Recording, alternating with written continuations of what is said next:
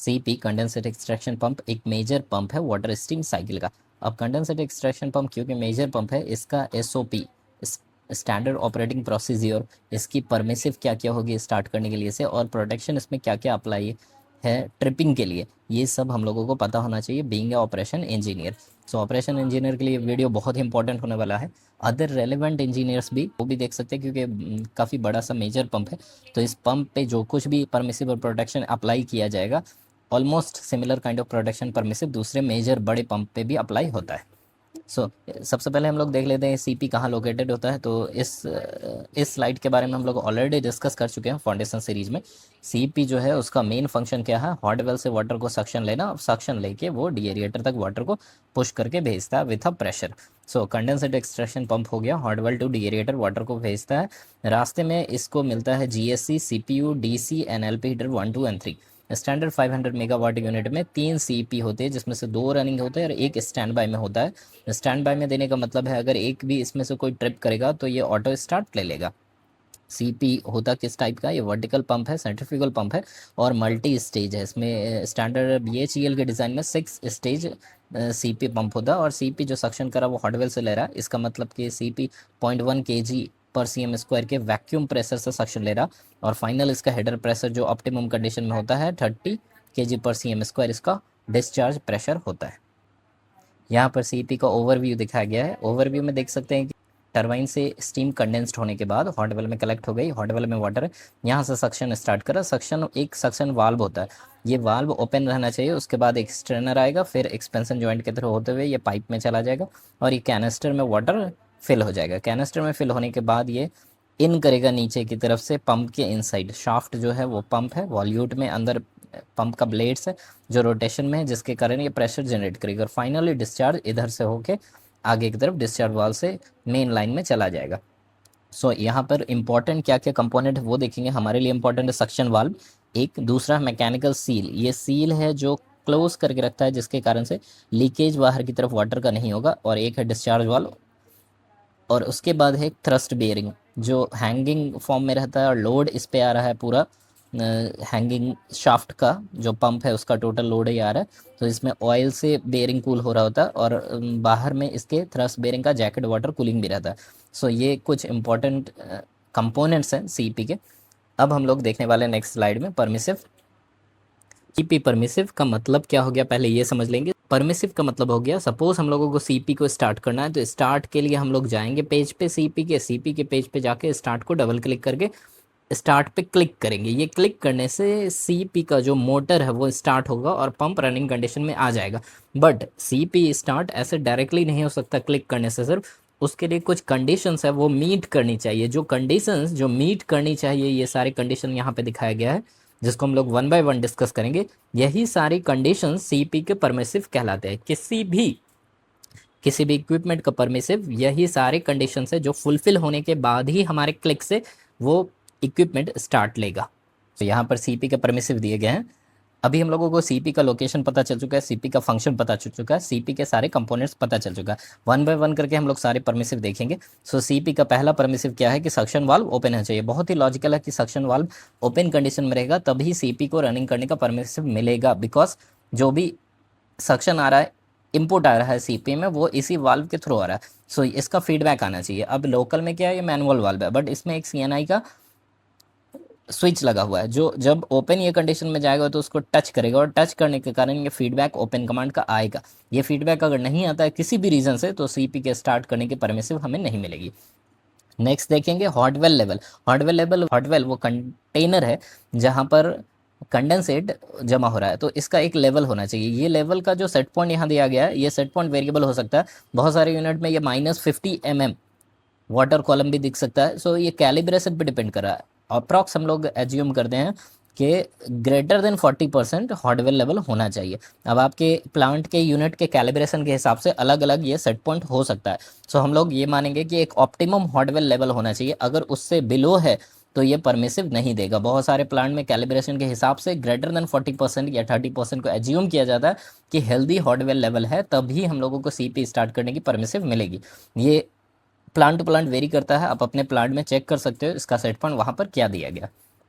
Next है switch gear available. Switch gear directly link करता है इलेक्ट्रिकल से। स्विच गियर का मतलब ही हो गया कि इलेक्ट्रिकल पावर है या नहीं। अगर इलेक्ट्रिकल पावर नहीं है तो सीईपी का मोटर स्टार्ट नहीं लेगा, सो सीईपी की परमिसिव नहीं रहेगी। स्विच गियर अगर डिस्टर्ब भी रहेगा तो उस केस में भी सीईपी की परमिसिव ब्लॉक हो जाएगी। सो स्टार्ट परमिसिव के लिए स्विच गियर अवेलेबल होना चाहिए और स्विच गियर नॉट डिस्टर्ब का भी कमांड आना चाहिए। उसके बाद आते हैं थ्रस्ट बेरिंग, जिस पे टोटल लोड है, जो हैंगिंग शाफ्ट है पूरा पंप का, वो टोटल लोड है वो सह रहा है। अगर उसकी टेम्परेचर लेस देन 90 डिग्री नहीं है तो भी नहीं आएगा। ओवर टेम्परेचर में ये एज्यूम किया जाएगा कि बेयरिंग पे लोड ज़्यादा आ रहा है और बेयरिंग डैमेज होने की चांसेस है। सो इसलिए ग्रेटर देन 90 डिग्री के केस में सीईपी की परमिसिव ब्लॉक हो जाएगी। लेस देन 90 डिग्री होने के केस में हमें सीईपी की परमिसिव स्टार्ट परमिसिव मिलेगी।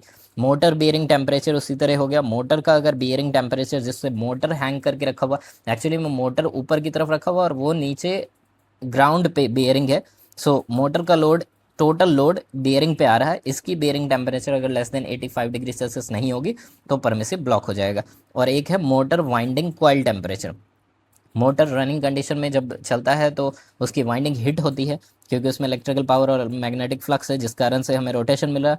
सो अगर उसकी हीटेड टेम्परेचर, वाइंडिंग के temperature greater than 125 degree Celsius है, उस केस में भी ये परमिसिव ब्लॉक हो जाएगा, क्योंकि ज़्यादा ओवरहीट कॉइल टेम्परेचर मोटर के लिए डेंजरस हो सकता है और मोटर का कॉइल बर्न आउट हो सकता है। इस केस में भी परमिसिव नहीं मिलेगा। सो ये तीन केसेस जो टेम्परेचर के हैं वो बेयरिंग के टेम्परेचर के हो गए हैं।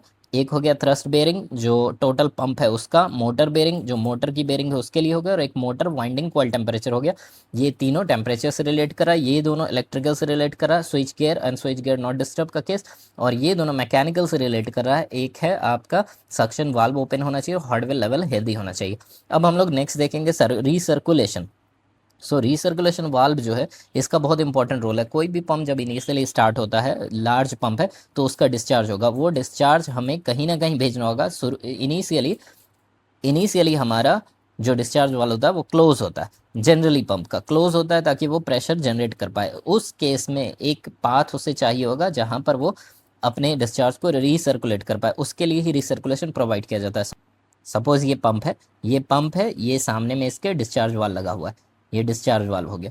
डिस्चार्ज वाल्व इनिशियली क्लोज रहता है, यहाँ से एक लाइन निकलती है जो पीछे की तरफ जाती है, और जहाँ से ये जिस टैंक से ये सक्शन ले रहा है, जो सक्शन टैंक कहलाएगा, सक्शन टैंक, जहाँ से ये पंप सक्शन ले रहा था उसी में वापस से ये चली जाती है। मतलब ये सक्शन लेगा पहले पंप यहाँ सक्शन लेने के बाद ये प्रेशर जनरेट करेगा, प्रेशर जनरेट करके ये आगे की तरफ भेजेगा, बट इनिशियली ये वापस से रिसर्कुलेशन लाइन में आएगा और रिटर्न होके सक्शन टैंक में चला जाएगा।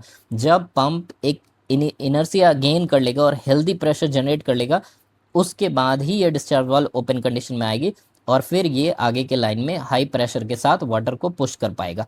सो ये रिसर्कुलेशन बहुत इंपॉर्टेंट है मेंटेन करने के लिए हेल्दी कंडीशन इनिशियल स्टेज में पंप के लिए। सो यहाँ पर एक वाल्व होता है, ये वाल्व ऑटोमेटिकली ऑपरेट होता है, या फिर इसे कहते हैं CNI वाल्व है, ये हाइड्रोलिक ऑपरेटेड वाल्व है, ये परसेंटेज वाइज ओपन होता है। इनिशियल कंडीशन में ये वाल्व ओपन कंडीशन में होना चाहिए, सो डैट जो कुछ भी डिस्चार्ज हो रहा होगा वो रीसर्कुलेट कर पाए।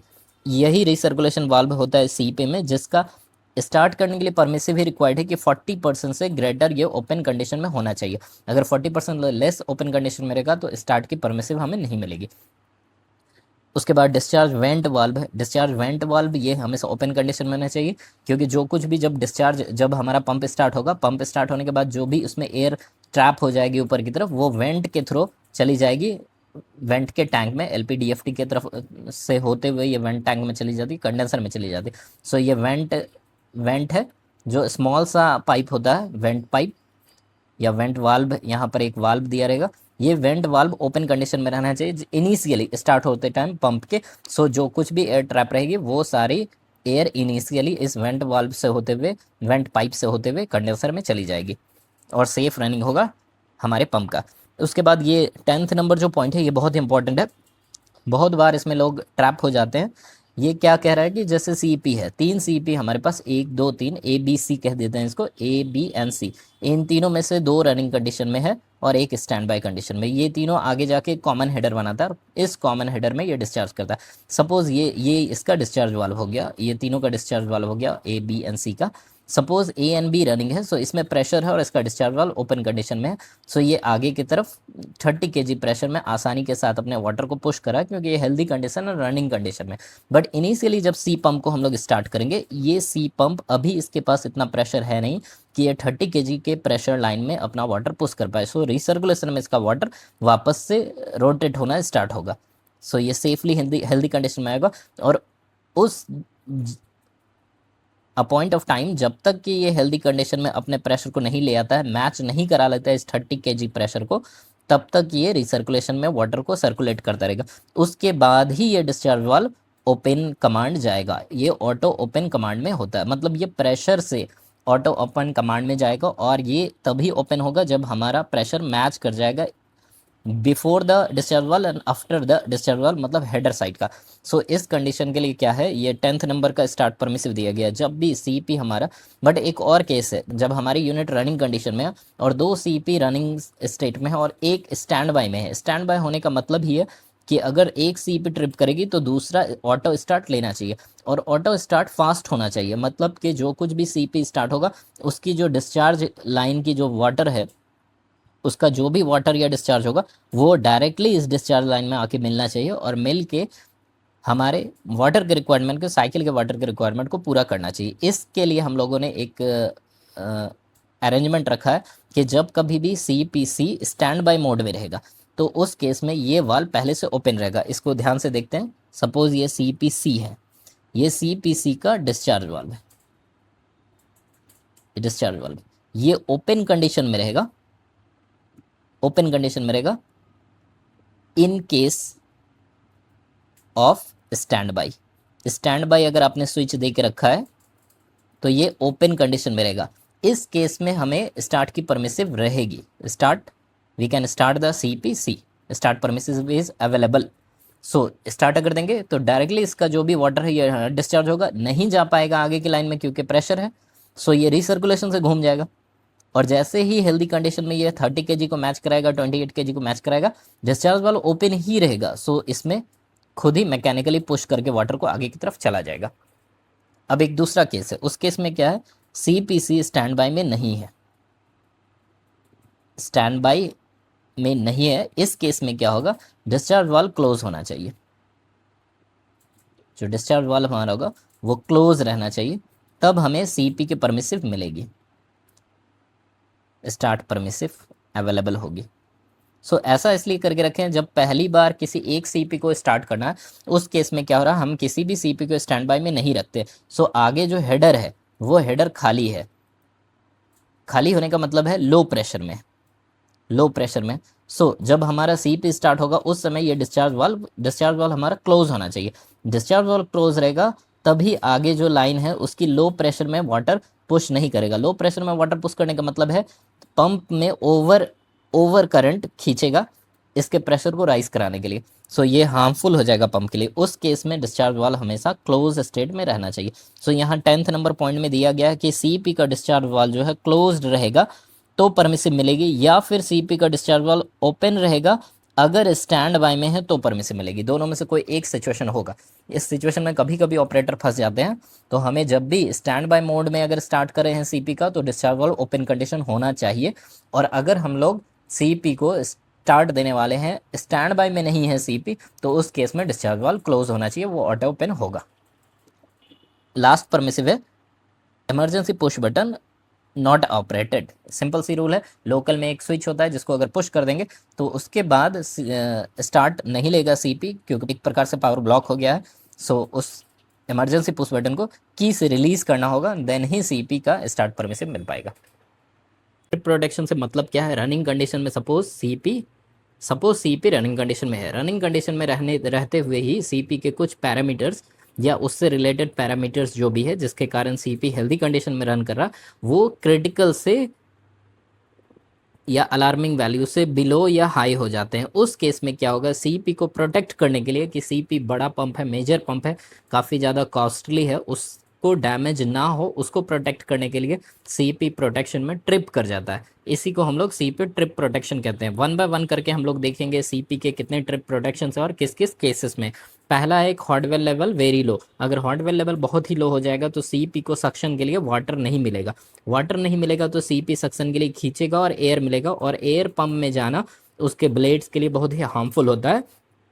उस केस में सीपी प्रोटेक्शन में ट्रिप कर जाएगा। सो हम लोगों ने बात किया है कि हॉटवेल लेवल ये कैलिब्रेशन डिपेंडेंट है। हॉटवेल लेवल अगर लेस देन 30% हो जाता है या फिर लेस देन 10% होता है, इस केसेस में सीपी का प्रोटेक्शन डिज़ाइन किया हुआ रहता है। प्लांट टू प्लांट वेरी करता है ये लॉजिक के हिसाब से, और ये कैलिब्रेटेड चीज़ है, इसलिए कहीं पर ये -50 mm वाटर कॉलम, कहीं पे 700 mm वाटर कॉलम, इस तरह का वैल्यूज़ दिखेगा ड्यू टू कैलिब्रेशन। सो आप अपने प्लांट में चेक कर सकते हो कि आपका सीपी किस हॉटवेल लेवल वेरी लो पे ट्रिप कर जाएगा प्रोटेक्शन में। नेक्स्ट पॉइंट देखेंगे, सीपी ऑन है, 10 सेकंड से ज़्यादा ऑन हो गया है, फिर भी डिस्चार्ज प्रेशर वेरी लो है, उस केस में भी सीपी प्रोटेक्शन में ट्रिप करेगा। सपोज सीपी हमने स्टार्ट किया, 10 सेकंड से ज़्यादा सीपी ऑन हो गया और डिस्चार्ज प्रेशर अभी भी वेरी लो है, इसका मतलब कि सीपी का हेल्दी डिस्चार्ज नहीं मिल पा रहा है, हेल्दी डिस्चार्ज प्रेशर वो ऑब्टेन नहीं कर पा रहा है, और उस केस में पंप पे ओवरलोडिंग ना हो इसलिए वो पंप को ट्रिप करा देगा। इसमें यहाँ पर वैल्यू दी गई है कि अगर सीपी का प्रेशर लेस देन 20 kg रह जाता है और टाइम डिले उसका 2 सेकंड होता है, उस केस में सीपी ट्रिप कर जाएगी। सीपी ऑन है 10 सेकंड से ज़्यादा, सपोज सीपी 10 सेकंड से ज़्यादा ऑन हो चुका है और सक्शन फ्लो सीपी से बहुत ही लो है, यहाँ पर वैल्यू दिखाया गया सक्शन फ्लो। अगर सीपी का नॉर्मल केस में सीपी का फ्लो होता है 500 मेगावाट यूनिट के लिए 400 से 600 ton per hour, but in any situation अगर किसी सीपी का flow less than 200 ton per hour हो जाता है, उस केस में 5 सेकेंड के टाइम डिले के बाद सीपी ट्रिप कर जाएगा प्रोटेक्शन में, क्योंकि सक्शन फ्लो वेरी लेस के केस में। Thrust bearing temperature vary high हो जाए, मोटर बेयरिंग टेम्परेचर वेरी हो जाए, या motor winding coil temperature vary high हो जाए, ये तीनों टेम्परेचर है जो रिलेट करता है बेयरिंग के टेम्परेचर और कॉइल टेम्परेचर से। Suppose bearing temperature greater than 95 degree Celsius होगा, मतलब बेयरिंग कूल नहीं हो पा रही ठीक से और ओवर हीट हो रही है, बेयरिंग फेल हो सकता है। उसी तरह मोटर बेयरिंग का temperature greater than 90 degree Celsius होगा तो भी सीपी ट्रिप कर जाएगी। और अगर कॉइल का टेम्परेचर ओवर हीटिंग हो जाएगा और कॉइल जो वाइंडिंग कॉइल है उसकी टेम्परेचर मोटर की ग्रेटर देन 130 डिग्री सेल्सियस हो जाएगी, उस केस में भी सीपी ट्रिप कर जाएगा in order to protect the major bearing and the coil. और suction valve not open case होगा। सक्शन वाल्व अगर नॉट ओपन का फीडबैक आएगा, इसका मतलब हो सकता है कि सक्शन वाल्व एक्चुअल में क्लोज हो गया है या फिर ब्लॉक हुआ है। उस केस में क्या होगा, हमारा सक्शन सीपी को हेल्दी मिलेगा नहीं, और जैसे ही इसका फीडबैक आएगा सीपी प्रोटेक्शन में ट्रिप कर जाएगी, वेट नहीं करेगी फ्लो लो होने का या फिर फर्दर डैमेज का। और एक और केस है, ऑल टीजी ईसीडब्ल्यू पंप ऑफ हो जाएगा। अब ऑल टीजी ईसीडब्ल्यू पंप, ये ईसीडब्ल्यू पंप है जो कि हमारा कूलिंग के लिए आ रहा है, थ्रस्ट बेयरिंग कूलिंग के लिए आ रहा है सीपी में। और अगर इस केस में ये सारे टीजी ईसीडब्ल्यू पंप अगर ऑफ हो जाते हैं तो थ्रस्ट बेयरिंग को कूल करने के लिए कोई भी वाटर अवेलेबल नहीं होगा। उस केस में 5 सेकेंड के टाइम डिले के बाद सीपी ट्रिप कर जाएगा। अब एक बहुत ही इंपॉर्टेंट बात हम लोगों को ध्यान में रखना है कि सीपी के जितने भी यहाँ पे ट्रिप प्रोटेक्शन की वैल्यूज़ दी गई है और जितने भी हम लोगों ने स्टार्ट परमिसिव देखे हैं, वो सारे values plant to plant vary कर सकता है, थोड़ा लॉजिक ऊपर नीचे हो सकता है, वैल्यूज़ भी थोड़े आसपास हो सकते हैं, बट फॉर श्योर जो भी वैल्यूज़ होंगे वो सब इस वैल्यूज़ के आसपास ही रहेंगे, बहुत ज़्यादा डिफर नहीं करेगा। और जो भी स्टार्ट परमिसिव होगा या ट्रिप प्रोटेक्शन होगा, वो सब की भी लॉजिक्स आसपास होगी। फॉर एग्जांपल कहीं कहीं किसी किसी प्लांट में क्या होता है, सीपी की ट्रिपिंग प्रोटेक्शन ट्रिपिंग एक और चीज़ पे दी रहती है, ओवर प्रेशर पे। ओवर प्रेशर, अगर सपोज प्रेशर दे के रखा है 35 kg पर cm² से ज़्यादा हो जाता है, ग्रेटर हो जाता है, उस केस में सीपी ओवर प्रेशर के कारण हाई प्रेशर में ट्रिप कर जाती है। बट यहाँ पे जो हम लोगों ने ट्रिप प्रोटेक्शन के जो टेबल यहाँ पर स्टडी किए हैं उसमें ऐसा कोई भी डेटा नहीं है। यहाँ पर एक लो प्रेशर में है, रनिंग केस में अगर सीपी की हेडर प्रेशर या सीपी का discharge pressure less than 20 kg होता है तो 2 सेकेंड के टाइम डिले में ही सीपी ट्रिप कर जाएगी। और एक हमने देखा है सीपी की फ्लो सक्शन, सीपी की सक्शन फ्लो हमने एक दूसरा देखा है जिसमें अगर सक्शन फ्लो सीपी का less than 200 ton per hour है तो 5 सेकेंड के टाइम डिले में CP ट्रिप कर जाएगी। यहाँ ओवर प्रेशर का कोई ट्रिप प्रोटेक्शन नहीं दिया हुआ, बट आपके प्लांट टू प्लांट वेरी कर सकता है लॉजिक। सो आप अपने प्लांट में सारे ट्रिप के प्रोटेक्शन के वैल्यूज़ चेक करें और परमिसिव भी स्टार्ट्स के चेक करें। वहाँ पर क्लिक करने के बाद जो DCS पेज में एक टेम्पलेट खुलता है, वहाँ पर हम लोग देख सकते हैं ये सारे वैल्यूज़ अगर अवेलेबल हैं तो, नहीं अवेलेबल हैं अगर तो उस केस में आप CNI से कंसल्ट करके भी पता कर सकते हैं कि वैल्यूज़ कितनी है। अब यहाँ पर इस स्लाइड में दिखाया गया change over procedure of CP, बहुत ही सिंपल और बहुत ही जनरल ऑपरेशन होता है ये, जब हमें CP का चेंज ओवर करना पड़ता है। बट ये बहुत इंपॉर्टेंट है, कभी कभी इसमें ऑपरेटर की मिस्टेक होती है। रनिंग यूनिट में हम लोग CP का चेंज ओवर कैसे करें वो यहाँ पर लिखा हुआ है। सो CP A से हम लोगों को चेंज ओवर करके CP C करना है। सपोज चेंज ओवर करने से पहले CP A and B running condition में था और हमारा टारगेट है CP A से C चेंज ओवर करना। सो क्या करेंगे, सबसे पहले CP A और CP C ये दोनों को हम लोगों को टच करना है। CP B जैसा रनिंग कंडीशन में वैसे ही हेल्दी रनिंग कंडीशन में उसको छोड़ देंगे। CP A एंड C का जो मैनुअल मोड में कर देंगे रिसर्कुलेशन वाल्व को, जो रिसर्कुलेशन वाल्व है जिससे कि रिसर्कुलेट होता है वाटर, उसको मैनुअल मोड में निकाल देंगे। दोनों को मैनुअल मोड में निकालेंगे, जिसमें से जो रनिंग CP रहेगा उसका ऑटो में वो 0 पे रहेगा और उसे बस मैनुअल मोड में निकाल के 0 पे ही छोड़ देंगे। मतलब रनिंग CP का जितना भी डिस्चार्ज है वो मेन हेडर में जा रहा है, वो रिसर्कुलेशन में नहीं जा रहा। और जो स्टैंड बाई CP है जिसका रिसर्कुलेशन वाल्व जो CPC है जिसको हम लोगों को स्टार्ट करना है, वो 70% रिसर्कुलेशन को ओपन करके रख देंगे। 70% ओपन करने का मतलब है जब हम लोग CPC स्टार्ट करेंगे तो इनिशियली जितना भी वाटर डिस्चार्ज करेगा वो सारा रिसर्कुलेशन वाल्व में जाएगा। सो ये दोनों काम करने के बाद मतलब CPA जो रनिंग कंडीशन में है उसका रिसर्कुलेशन वाल्व जो है उसको रिसर्कुलेशन वाल्व उसको 0 पोजीशन पे रखेंगे मैनुअल मोड में। और CPC जिसे हम लोग को स्टार्ट करना है उसका रिसर्कुलेशन वाल्व हम लोग मैनुअल मोड में रखेंगे, 70% ओपन रखेंगे। ये दोनों रहेगा कैसे, मैनुअल मोड में रहेगा। अब नेक्स्ट स्टेप है अनाउंस करना है। अनाउंस करने के बाद CPC को स्टार्ट कर देना है। जैसे ही CPC स्टार्ट होगा, क्योंकि इसका रिसर्कुलेशन 70% ओपन है, ये डिस्चार्ज करेगा, प्रेशर जनरेट करेगा और टोटल वाटर जो है इसका वो घूमते हुए चला जाएगा इसके रिसर्कुलेशन में। इसका डिस्चार्ज वाल्व ओपन होगा, ध्यान रखना है। CPC अगर स्टैंड बाय में है, क्योंकि यूनिट रनिंग है तो CPC जो है वो स्टैंड बाय में है, इसका डिस्चार्ज वाल्व उस केस में ओपन रहेगा, तभी स्टार्ट परमिशन मिलेगा। बट इसका डिस्चार्ज ओपन होने के बाद भी इसकी वाटर जो भी है डिस्चार्ज की तरफ नहीं जाएगी, क्योंकि डिस्चार्ज में ऑलरेडी प्रेशर है। सो ये CPA हो गया, CPB हो गया सपोज, और ये CPC हो गया। 2 CP रनिंग है, दोनों का डिस्चार्ज वाल्व ओपन कंडीशन में है। और तीसरा CP, इसका भी डिस्चार्ज वाल्व ओपन कंडीशन में है। बट इस साइड में हमारे पास प्रेशर है 28 से 30 kg पर cm²। जैसे ही हमने CPC को स्टार्ट किया है, इसका प्रेशर अभी मैच नहीं कर पाएगा। सो जो भी वाटर आएगा इसमें डिस्चार्ज होगा वो रीसर्कुलेशन वाल्व जो 70% ओपन केस में है उधर पूरा वाटर डिस्चार्ज हो जाएगा और धीरे धीरे ये अपना हेल्दी प्रेशर जनरेट करता रहेगा। अब हम लोगों का नेक्स्ट टारगेट क्या, और ये CPA का रिसर्कुलेशन वाल्व है जो 0 है ना। हम लोगों को अब रिसर्कुलेशन को शिफ्ट करना है। ये वाली जो CPA की रिसर्कुलेशन वाल्व होगी, CPA का जो रिसर्कुलेशन वाल्व होगा उसे हम लोग धीरे से 0 to 10 20 ऐसे ओपन करते जाएंगे, सो डैट CPA का जो भी डिस्चार्ज है वो डाइवर्ट होकर इस साइड आएगा, उससे मेन हेडर का प्रेशर गिर सकता है। सो साथ में हम लोग CPC का जो रिसर्कुलेशन वाल्व रहेगा जिसमें ये पूरा वाटर इसका जा रहा था, उसको स्लोली 70 से 60 50 40 करते जाएंगे।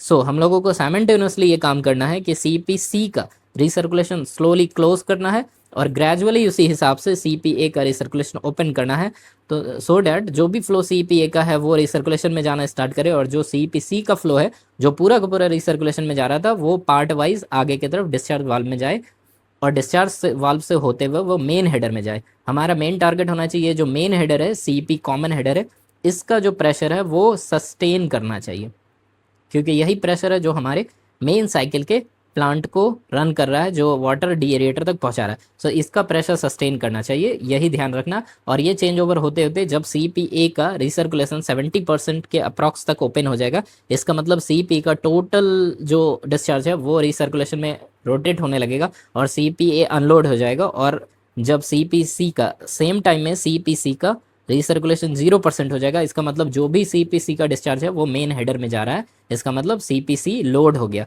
और जैसे ये लोडिंग अनलोडिंग हो जाएगा हम लोग सीपीए को ऑफ कर सकते हैं कुछ देर के बाद, और सीपीसी रनिंग कंडीशन में, हेल्दी कंडीशन में, लोडेड कंडीशन में आ जाएगा। सो यहाँ पर यह लिखा गया कि सीपीसी को स्टार्ट कीजिए, ऑब्जर्व कीजिए हेडर प्रेशर को, सीपीए का रिसर्कुलेशन को क्लोज ओपन कीजिए और साइमल्टेनियसली सीपीसी के रिसर्कुलेशन को धीरे धीरे करके डिक्रीज करिए। और एक बार सीपीसी लोड हो जाएगा और सीपीसी अनलोड हो जाएगा, हम लोग स्टॉप कर सकते हैं पंप को, सीपी पंप ए को, और पुट कर सकते हैं उसको स्टैंड बाय मोड में। बस एक मेन इंपॉर्टेंट लाइन यही है, इसे ध्यान में रखना कि इंश्योर करना है कि स्मूथ प्रेशर ट्रांजिशन हो। मेन जो हेडर है, सीपी का मेन हेडर प्रेशर है, वो सस्टेन करना चाहिए, वो ज़्यादा फ्लक्चुएशन नहीं होना चाहिए, ना ही लो होना चाहिए, ना ही ज़्यादा हाई होना चाहिए।